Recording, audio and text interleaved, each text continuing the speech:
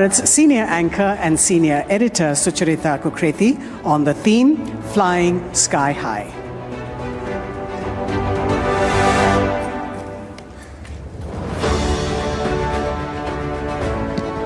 First of all, apologies, sir, for keeping you waiting, Mr. Scindia. And before we start the session, last Wednesday we got the news that Mr. Scindia had tested positive and for COVID, and we were very nervous whether he could make it for the session, but round of applause for him taking the time out. Thank you very much. We're very grateful to you for, yes. Thank you so much, Mr. Scindia, for giving time for the Republic Summit. And we very aptly call this session with you Flying Sky High because of the tremendous growth trajectory that the Civil Aviation Ministry has shown in the past few years. I would speak about that later, but I would like to speak about the flight that the Indian economy has taken off on. And you being a part of the Congress-led UPA government, you're now a part of the Narendra Modi-led present-day government. How do you see the different styles of functioning? And do you think that the style of governance is what leads us to this track on transformation? So first, thank you for having me. It's always a pleasure to be on the platform of Republic TV. To your point, I don't know, this is a joke that's going around my family and my friends today that whenever the next wave of COVID comes, I sort of herald it in because I'm the first guy to get it. But having said that, I would say that irrespective of it being in its endemic stage and whatever people say, one needs to be careful. It's better avoided rather than go through the process. I was just listening to our two former speakers, Jiten Singh ji as well as Admiral Verma. India has had a very long history of a robust economy. There was a time 500 years ago when we contributed 25% of world GDP. And I believe समय का एक चक्र होता है और उस विधि के विधान में और उस चक्र में हर देश अपना सफर तय करता है. And I think we've come full circle and the time is not too far in our journey from our current Amrit Kal to our Shatabdi Kal, 75th year to 100 year, when India will rise again and be a contributor of 25% to the world economy. Point one. Point two, we heard about science and technology. We heard about our maritime strength, and to our interviewer in that session, he talked about Akbar. But he forgot about the great Chhatrapati Shivaji Maharaj, who manned the whole western flank of our seaways. He was the one who ensured that invaders would not come into our country from the seaside, whether it's the Portuguese, the Jiji, across that flank. And India, as Admiral said, over the last 1,000 years, has been the labyrinth of infrastructure. If you look at our sea path, all the way from Africa till Europe, trade was done through the sea route in India. If you look at our road infrastructure, all the way back 500 years, when the GT road had been built in India. In Vajpayeeji's time, we built the north-south quadrilateral. Today, we are building highways across the length and breadth of India. We are building such highways on which Air Force jets can land. That's the level of technology that India has reached today. In the last 9 years, we had 75,000 kilometers of highways in 13-14. We today have 150,000 kilometers of highways across the length and breadth of our country. And that strength has translated into civil aviation. India is no stranger to civil aviation. Air India started its routes before independence in India. And I'm not talking about cities like Delhi and Bombay, and those days, the center of trade and economy was Calcutta. I'm not talking about Chennai and Hyderabad. Air India would fly to Indore. Air India would fly to Gwalior in 1942, before independence.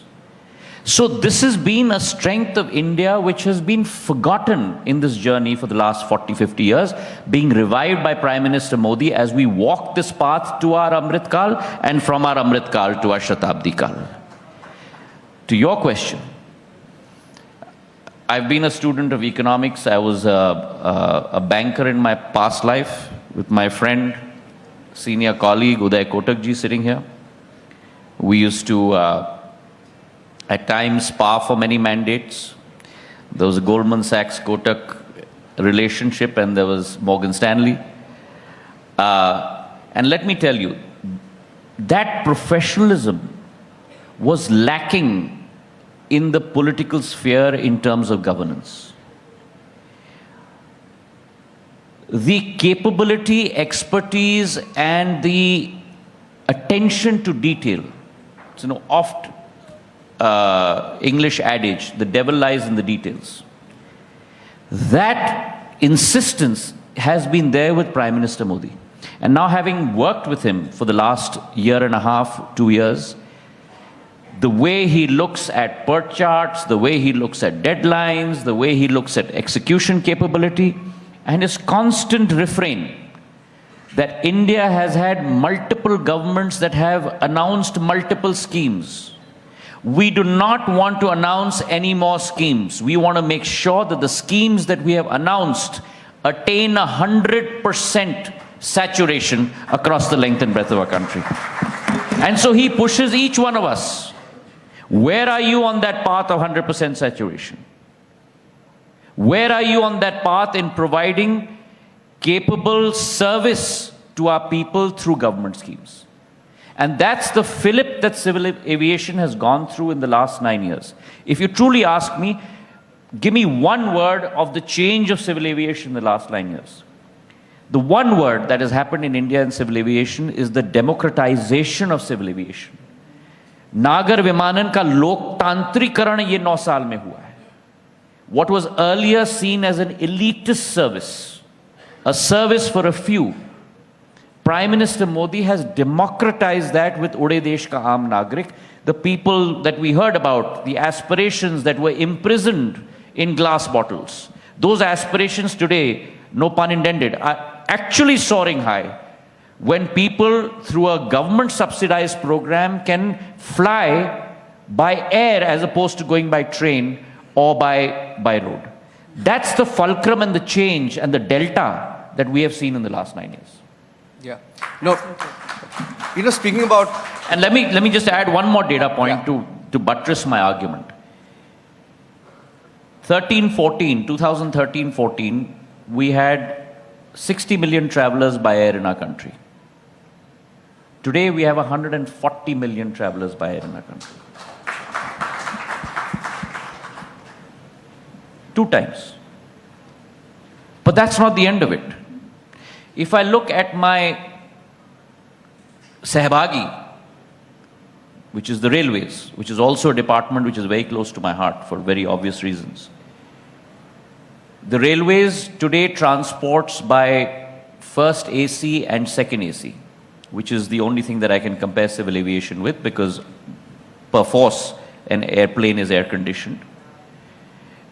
Roughly about 185 million travelers in India. We transport 144 million travelers in India today. The change in the last 9 years. But the magic lies in the CAGR, the compounded annual growth rate. Civil aviation is going through a CAGR of 10.3% in our country on a compounded basis. Railways at 5.6%. So today I am putting on the table that the day is not far that more people will travel by civil aviation within the next 5 to 7 years in this country than, and I'm classifying this, than by first AC and second AC train in our country. But Mr. Scindia, when you speak of this... That's the transformation. When you look at the transformation from 400 planes in 13-14 to 700 planes today, 75% growth. When you look at the number of airports in our country, India built 74 airports in 75 years of our independence. In 9 years, Prime Minister Modi has built 74 additional airports, heliports and waterports. We've doubled it to 148. But our ambition does not stop there. And I commit to you, in the next 5 years, we will take that number to upwards of 200 in our country. That's the connectivity that we're looking at. I can relate. Sorry, a long answer to a short one. Mr. Scindia, but I think people have been wanting to hear you. So I think a large member of our audiences also fly the busy routes. Arnab sitting here does the Mumbai-Delhi route very often. But there's, Kolkata also. Kolkata. And many a times, the Mumbai-Kolkata route as well. And there are many times that the air fares, there's a surge of more than 100%. The MP from Ladakh, from your party, very glaringly spoke about the prices, the air prices, the fare prices for the Leh-Ladakh route. So do you think there is, at any point, you're thinking of regulating these fares? That answer would directly benefit the people sitting in the audiences. So it's kind of ironic that you're putting this question to me. The whole call from 1.3 billion people in our country today is regulate less. Minimum government, maximum governance. It was my father who in 1993 deregulated civil aviation. And today you're putting a proposition to me that you would prefer that I re-regulate civil aviation. This is a market-driven sector, number one. Number two, I'd like to explain a very valid question that you've raised. We are a cyclical industry. This industry is a seasonal industry that has its highs and its lows. You have a high season starting in Dussehra, festive season in October, which takes you until early Jan. Then you have a low season that comes in from Jan till about April, May, when schools close and we take our children on holidays. And then you have high season until monsoon, and then monsoon is the real low season in India. And then you start off again post-monsoon into festive season. And this cyclicality brings with it the demand push that comes from consumers. And this is not alien only to India. This is the status of our industry worldwide. Absolutely. One. Two, just look at how difficult the environment is in which the civil aviation sector worldwide has operated. For the last 2 years in COVID, our planes were sitting on the ground. There was not a single traveler. But still, India is the only country in the world where a single airline has not shut shop. All of them are still flying. And I must bow my heads to my airlines who have done a stellar job through civil aviation. Rini mentioned the whole issue of Operation Ganga.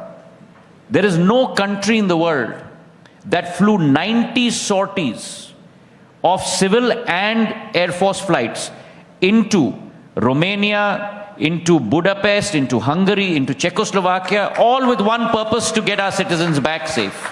And I must bow my head to all those civilian and Air Force pilots that did that without any purpose in mind but to make sure that we bring our kids back safe. So our civil aviation sector has gone through a very turbulent time and has done a yeoman's job. Combine that with their economics. What is the civil aviation sector's economics? 50% of the cost structure of civil aviation is dependent on one factor: air turbine fuel. And ATF prices have gone from 53,000 rupees a kiloliter pre-COVID in 2019 to 1,07,000 rupees a kiloliter today. So 50% of your cost structure has doubled. And in an environment in which all airlines are making losses, basically 50% of your losses have doubled.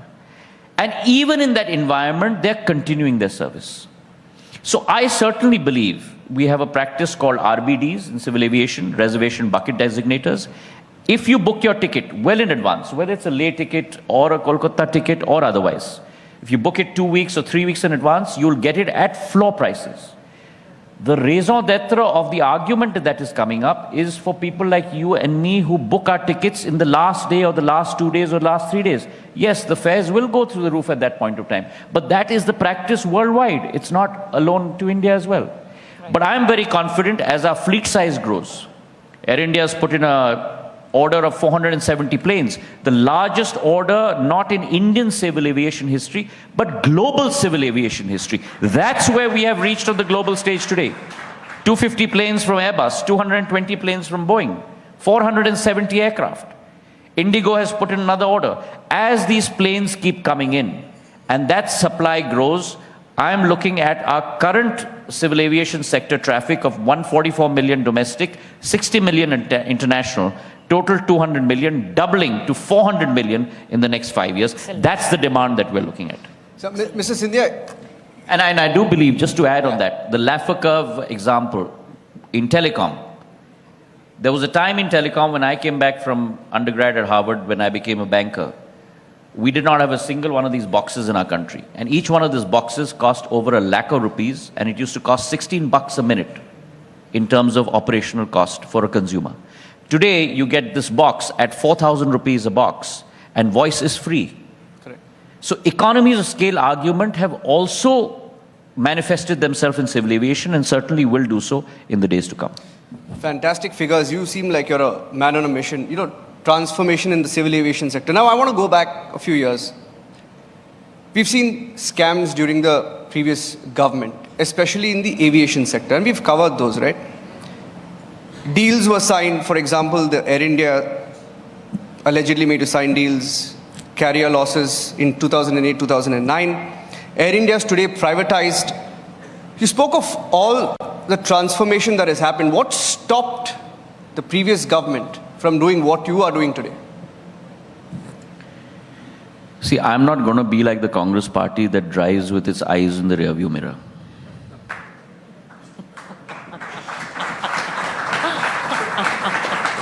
I am looking forward and upward.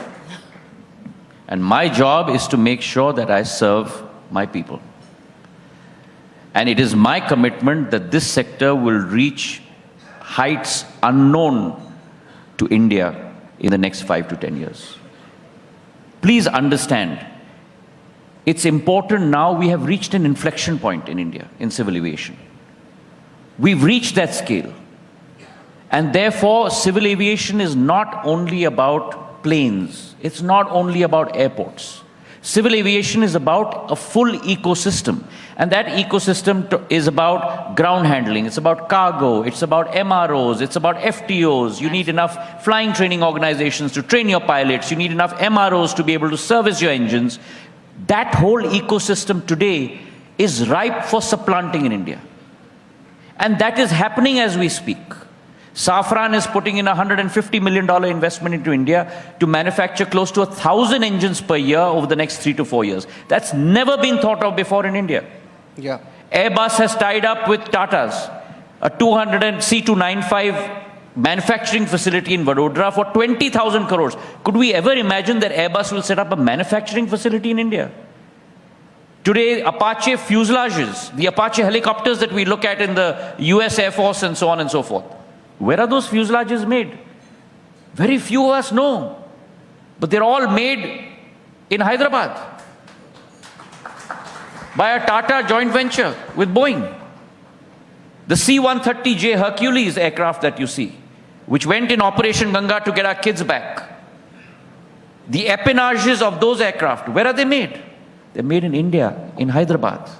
Atmanirbhar Bharat, made in India. Ladies and gentlemen, it's happening in civil aviation in India due to Prime Minister Modi.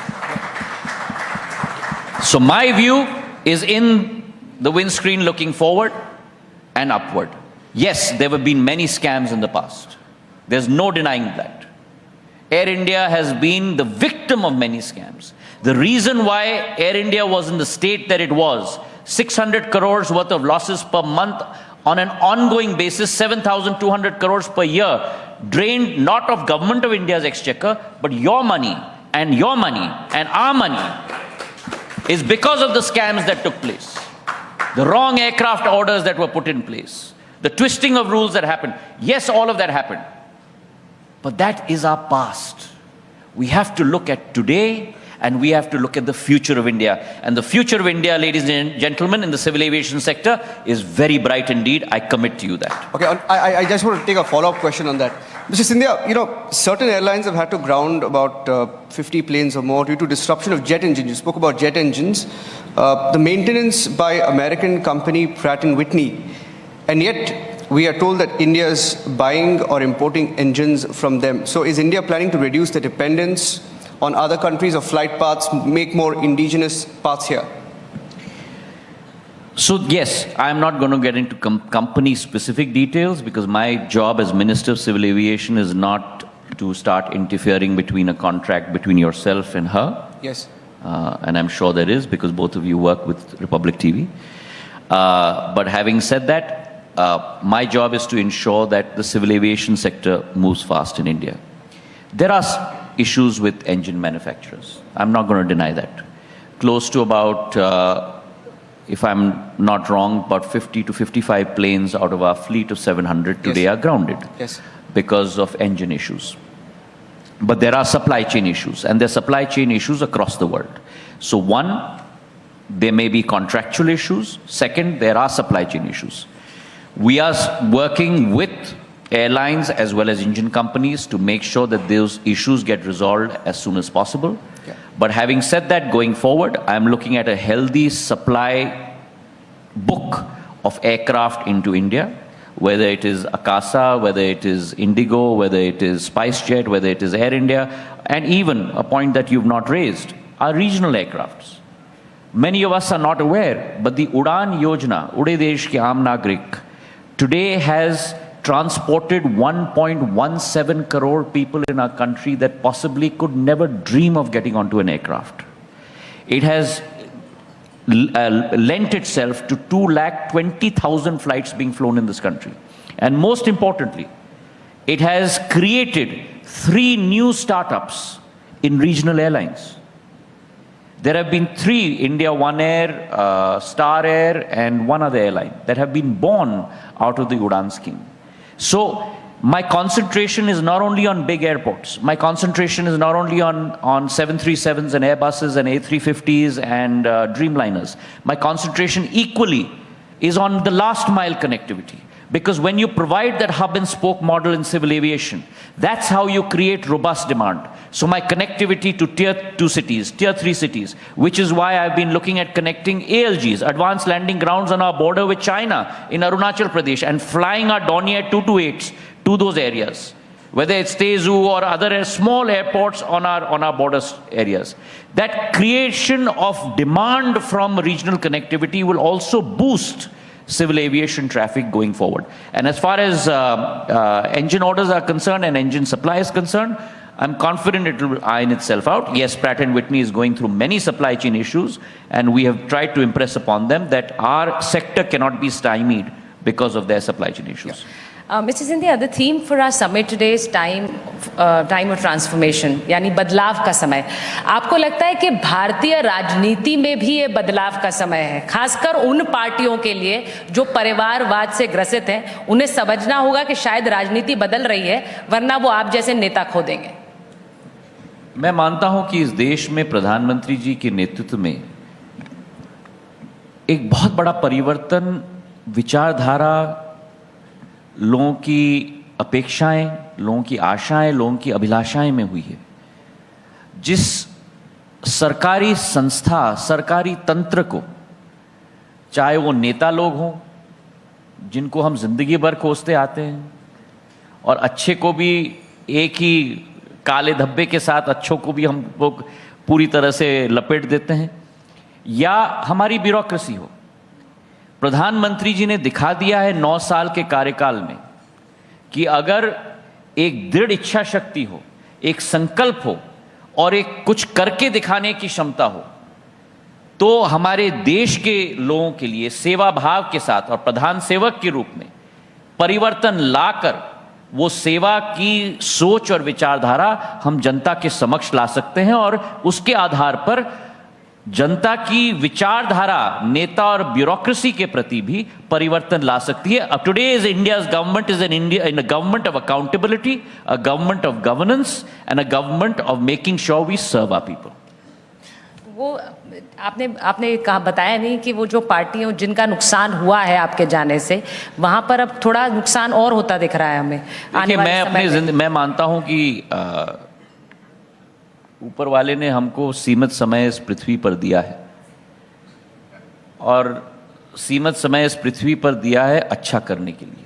दो तरीके के लोग होते हैं इस दुनिया में.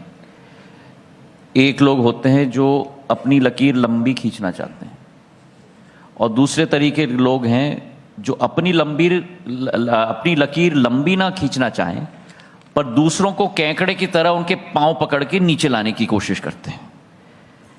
और मैं उस दल और उस नेता के साथ मैं मानता हूं कि मेरा सौभाग्य है कि कार्य करने का मौका मिल रहा है, जिनकी मंशा देश के अंदर नहीं लेकिन विश्व पटल पर भारत की लकीर लंबी खींचने की है. Since you're on the political point, I'm going to ask him one last political question. Do you miss some of your former colleagues in the Congress? For example, what's happening in Rajasthan. All the young Turks seem to be fed up in the Congress party. So I'd just like to interrupt you. You know, I've heard this concept of young Turks. All those young Turks are now graying Turks. All of us. You know, I have a son who's 27 years old. Right? So that's point number one. Point number two. This is not a Congress party problem. If you do a case study, and I'm sure, you know, Uday will join me in that. If you look at the change that has happened, for example, on India's economic landscape in the last 20 years. You look at 1990 to where we are today, the last 30 years. You look at the top companies in India today. I can guarantee you that probably 70 to 80% of them were not in existence in the 90s. Why has that change come about? That change has come about because if you're not able to attract talent, you're not able to retain talent. And most importantly, and I underline this, please, you're not able to respect talent, then that talent is not going to stay with you. An institution, whether you're a company, whether you're a political party, certainly is about the ideology of that institution. But that's the skeleton of the institution. The heart of that institution, whether you're a company, a political party, any institution in the world, is its people. And those people, those are the heartthrob of that institution. If you're not able to retain, attract, and most importantly, respect. So, Mr. Scindia, let me switch to the other side of the spectrum. Do you think that setting a goal is a prerequisite to this transformation that we are part of as a country? We've seen it in COVID times with being importers of PPE to then manufacturing them and then actually exporting them to other countries. Do you think that setting of a goal is a prerequisite and that vision that comes from the top? You are a young minister in the Modi government. How do you see that vision being passed on by the Prime Minister to you? So when we were in business school, one of our key strategy lessons that we were taught two things. There's a concept called BHAG that you're taught at business school. That in life, you must always have a big, hairy, audacious goal. Okay? It's part of all strategy books and business school books, right? This is the first time that a government in India under the leadership of Prime Minister Modi has had big, audacious goals for every sector. From drinking water, to Ujjwala gas connection to every Mahila, to Pradhan Mantri Kisan Samman Nidhi, Look at the revolution in digitalization that's happened in India. Creation of 50 crore bank accounts for our people. And there used to be a former leader who said that only 15% of what the center gives reaches the people. Today I can say with full confidence that when Prime Minister Modi presses a button in Delhi and releases 16,000 crore under Pradhan Mantri Kisan Samman Nidhi, 16,000 crore of rupees reaches those farmers who it's meant for. And that transformation has not happened in any country in the world. Today, countries across the world, from United States to Europe, are doing case studies of India's digitalization success.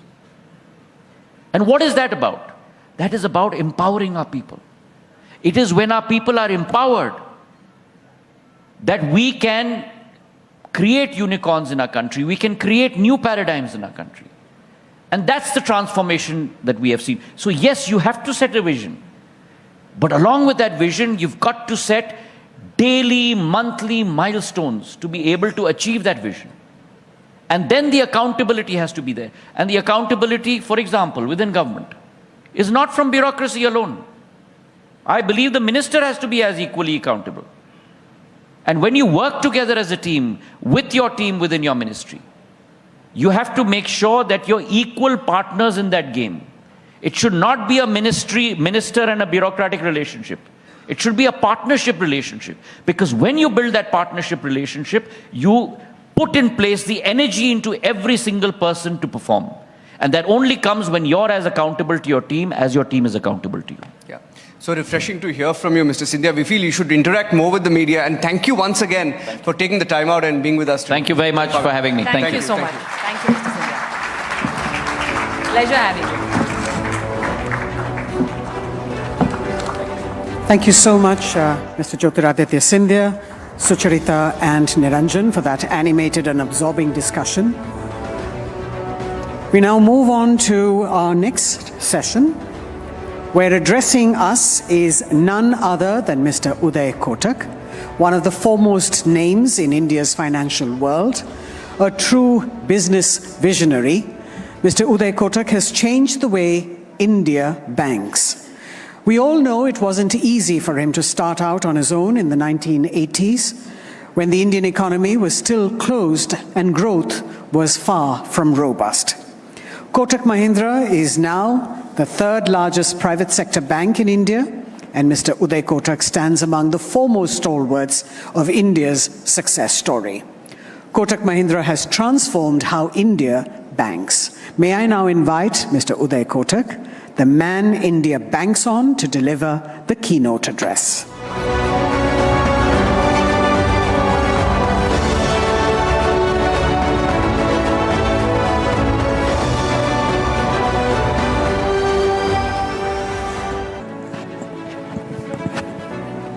Good afternoon, friends.